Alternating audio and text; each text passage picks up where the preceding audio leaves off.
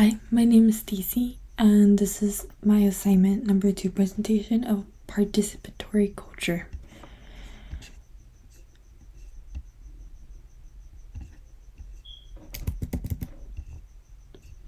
My summary of this week's reading.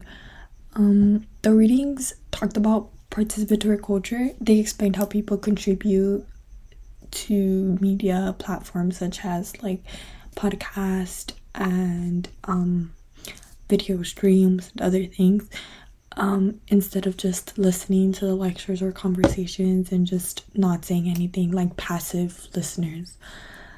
Wedland from the article explains how participatory culture is the foundation of successful media platforms.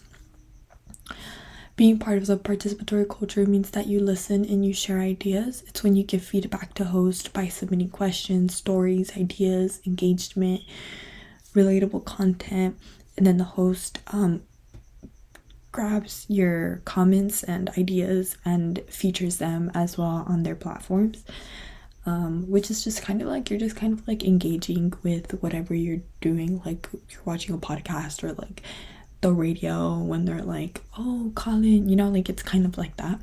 And then the second article is just backs up this in like a perspective type of thing by saying that fan fiction is a participatory community.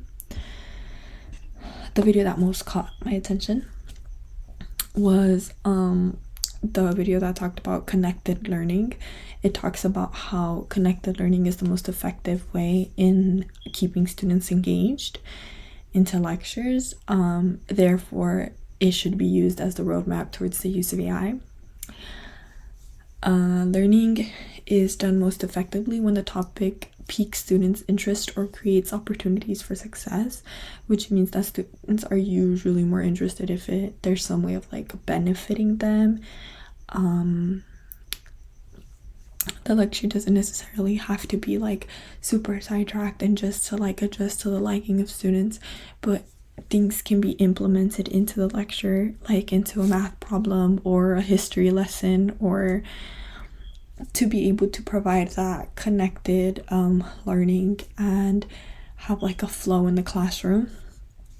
The video states that AI should not be replacing the learning being done by the students. On the contrary, AI should be used as a tool to create a space where education is more engaging and equitable, meaning that throughout all the controversy that AI already has, it should be used as a pro and not a con, which is seen in many cases right now.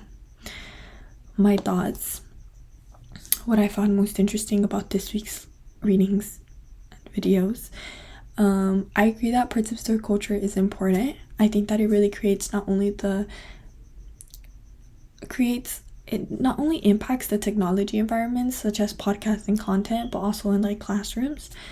If you're an educator and a student is like quiet and isn't asking questions or they aren't giving feedback, then how do I, as the educator, know that this student is engaged and they're actually learning something? But on the contrary, if I have a student that's constantly like engaging, giving feedback, making comments, asking questions, I know that I'm piquing the interest of the student and they're constantly like engaging and they're learning. At the end of the day, they're learning. My thoughts are that I also agree with AI becoming a tool used to help with your education, but not one that takes place of the thinking needing to be done. I feel like AI right now takes place a lot of like cognitive thinking. It's just a easier route to finding answers, to not studying, to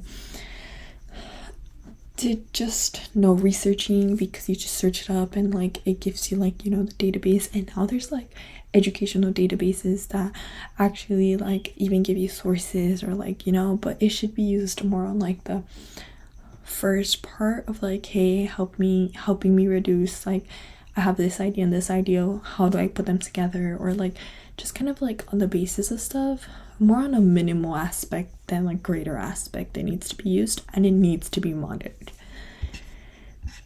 And yeah, thank you.